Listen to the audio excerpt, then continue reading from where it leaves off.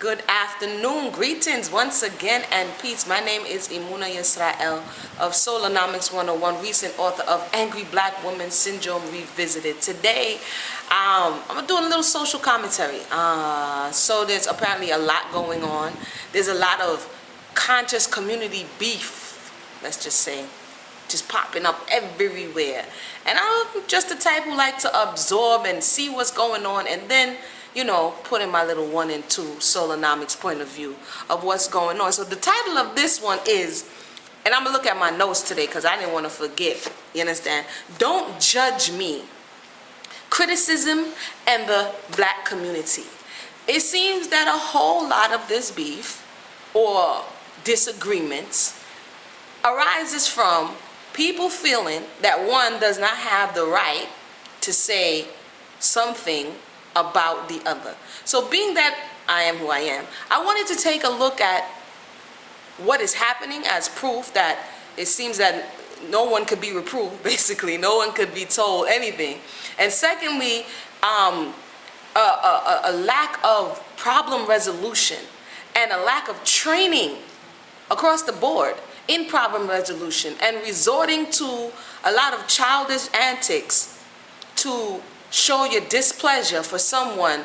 Get my name out your mouth and get your name out, that kind of way. Oh, he said my name. We're like schoolyard type vibration.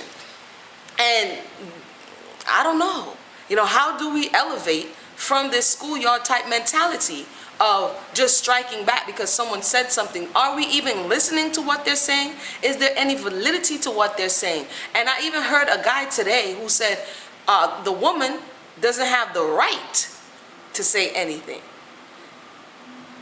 So I'm gonna look up the word judge, right? Because don't judge me. Criticism in the black community. So judge, I wanted to go to the trusty handy dandy because sometimes we be speaking like 50 million different languages. So we're gonna go old school on you. I know you could go online, just pick up a dictionary so that we can choose which one of these definitions are we referring to. I know everybody's like, yeah man, Pac said it, only God could judge me now, you know what I'm saying? Everybody's vibing to that whole vibration. But without judgment, well, I'll let the text read and then we get to pick which word are we really talking about as we refer to don't judge me. And without judgment, are we going to be able to progress or are we going to stay back as a community? I'll go into my own thoughts, but let's check out judge. Now, the word judge, funny enough, has 6 different definitions. And yet we don't know which one we're referring to when we say don't judge me. So the first definition, as a matter of fact, I like to look at the origin of the word. The origin of the word is coming from just, meaning right or law, or decier, to decide or say. So you're deciding or saying what is right according to law. If we don't all live by a code of ethics, then judgment is going to be all over the place based on whatever personal laws one has made up. So for me, judgment, from what I'm reading, falls into a standard. Maybe that standard should be discussed at some point in time. It says to form an opinion about through careful weighing of evidence and testing of premises. Is that what we're not supposed to do? Are we not supposed to form an opinion about through careful weighing of evidence and testing of premises? Am I supposed to see a person in the community or wherever they are and we are doing what we're saying we're doing and we don't take a step back and say, hey, is the words matching up with the deeds? Am I receiving a lot of bad reports? How can we go ahead and address this issue? Are we not supposed to do that? Question number 1. Number 2, to sit in judgment on or try. Now that's the person who may be in the court system. The funny thing is when you submit to the court system, they judge you. When you transgress their law of what is said to be just, they judge you. You go and stand before a judge in a black robe. So a lot of people, if you get a traffic ticket, they may judge you. So is that what we're not supposed to do, or do we don't have the power to do that? So I'm not sure. Let me continue. Number 3, to determine or pronounce after inquiry and deliberation. Somebody's a part of a non-for-profit. Somebody's a part of a school. Somebody's a part of a business. And so are we saying that the people that's involved are not supposed to determine or pronounce after inquiry and deliberation? How does justice come about without judgment? Can you have justice without judgment? Let's read definition number 4. To govern or rule, use of a Hebrew tribunal leader. Okay, now that people will say, well, we don't have any kings. We don't have any Hebrew tribunal leaders. So is that what you're saying in that respect? We're not supposed to judge in that respect? Number 5. To form an estimation or evaluation of, especially to form a negative opinion about. Are we referring to number 5 when we're saying don't judge? Don't form a negative opinion about an individual. Did we skip over 4 other definitions? Maybe we need to re-look at this word, re-examine the word, and pick which one you're talking about when you said don't judge, right? Number 6, to hold an opinion as, an opinion, to guess or to think. And that is judge as a verb. And we also have judge as a noun, one who judges, a public official authorized to decide questions brought before the court. A tribunal hero decides questions brought before court after the death of Joshua. This is talk about biblical judges, like in the book of Judges that comes after Deuteronomy. Yeah. One appointed to decide in a contest or competition. Okay, say you want to win $1 million at So You Think You Could Sing, or at thing. You have judges. You stand before judges. Our people stand in line, fill out forms to get on the board or to have an opportunity to be a contestant so that someone could judge you in your performance and reward you. So at that point, is it okay to judge? I just wanted to go over that because it's kind of ambiguous when I hear you can't judge me, and the question is in what respect.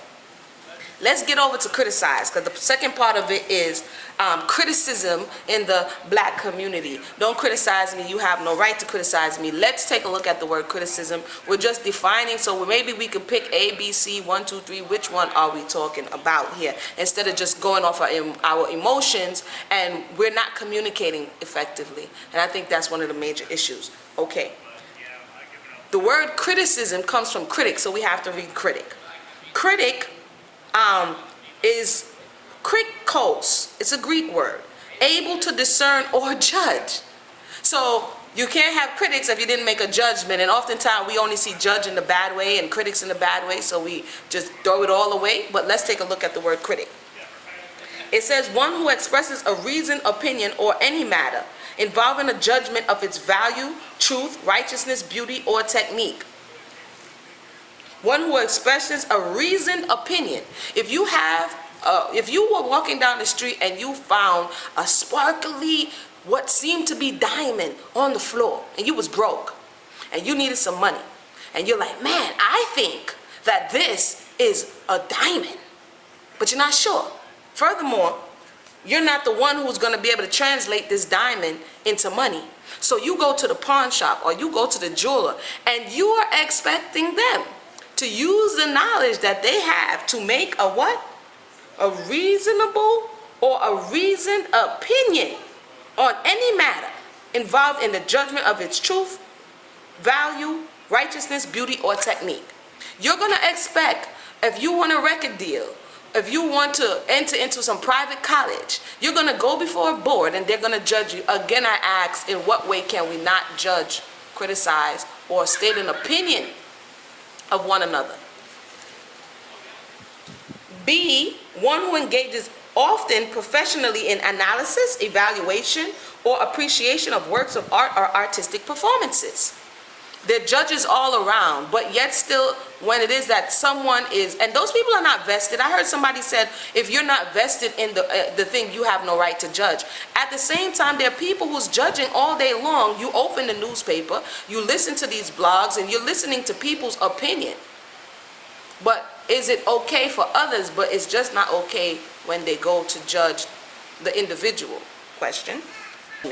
The next word is critic, critique, criticism. Let me just say, critical is the next word that goes with critique. Critical also goes with another word that becomes compound, which means critical thinking. But let's read critical. of relating to or being turning point or a specifically important juncture, like a critical phase in your development. Some of us, coming from where we have come from, we have missed certain key passages in critical phases of our development, and because we have done that, we have become stuck. A lot of us emotionally in the Black community, conscious community, because we missed critical phases of development, we are now stuck. And we are operating in a facade of adult, but we're operating sometimes on the level of a 7-year-old, a 12-year-old, or 14-year-old.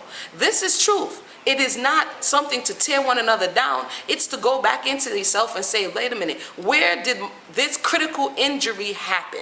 If you were emotionally injured, if you were physically injured, where did it occur? And that could give you a clue or me a clue into why we may be stuck into this schoolyard type behavior. Let's continue to look at critical.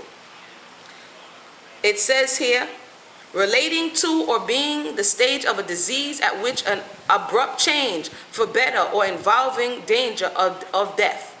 Relating to or being a state in which a measurement or point of which some quality, property, or phenomenon suffers a definite change. Again, we're talking about the word critical. Being in or approaching a state of crisis, like a critical shortage, a critical situation, involving to criticize severely and unfavorably. It seems like we only pick one word, and that's the unfavorable part, out of the word critical, out of the word critique, and out of the word judge. If somebody did something wrong to you, you would want judgment according to the law. If somebody hurts your family member, you would want justice according to the law. But what it seems as though it's one-sided.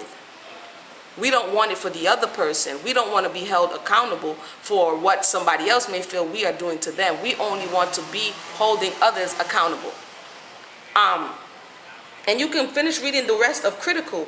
Definitely check out your dictionary. And critical is linked to criticism or criticize. Criticize, to consider the merits and demerits of and judge accordingly, to evaluate. Now the lawn man is going to come, so I'm going to wrap this up. Yeah, sorry about that. I had to come inside. The lawn man decided to weed whack. So lastly, let me just sum it up. Oftentimes, we overcompensate as a people who have been through a very traumatic experience for, as we know, centuries, and have not taken the time to heal. As a result, it doesn't mean that we lack intelligence.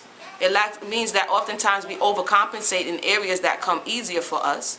And emotionally, we are stuck and been injured at a critical phase, often in our development, based on our family background. And in doing so, even though intellectually we are may seem ahead of the class.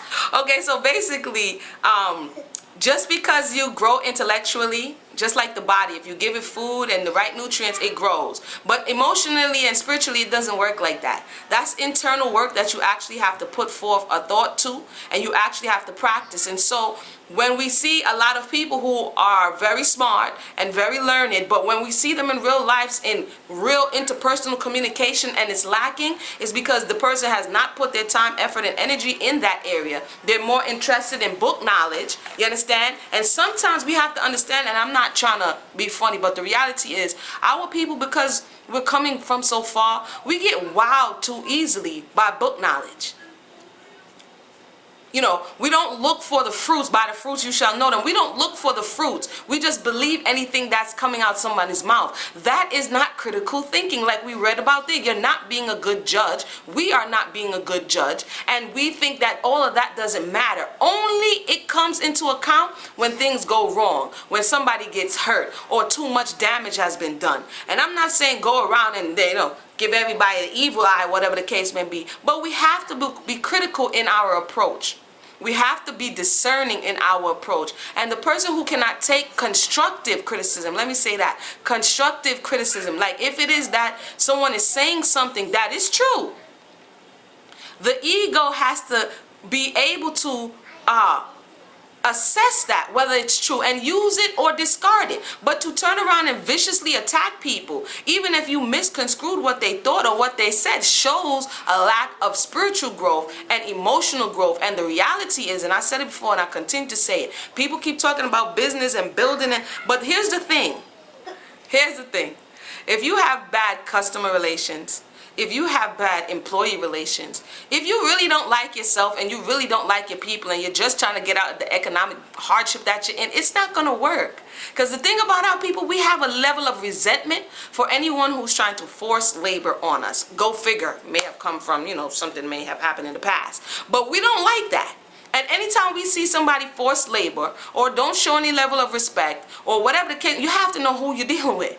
You understand? And it can quickly go sour. And all we're going to hear is, oh, I could have, I would have. So the base level of communication, problem resolution, not, oh, well, you bought it, it's yours now. That kind of stuff is not going to work. And the truth of the matter is, more often than not, when we do go into business, maybe I'm going somewhere else, but I'm just saying, because that might be another video. When we do go into business, when we do go into these places, if we do not have the ability to retain the customer, then you ain't really got no business. You got a one-time sale.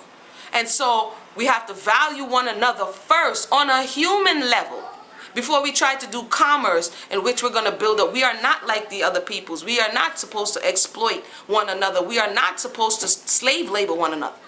And so we have to deal with and address the underlying issue that causes everything to always go up and down, up and down. So with that, this was Don't Judge Me, Emuna Yisrael Solonomics 101 review of criticism and the black community. I hope you found it helpful. Once again, I'm the author of Angry Black Woman Syndrome Revisited. I'll be back with another video to speak more about the history of the making of the angry black woman. So until next time, shalom.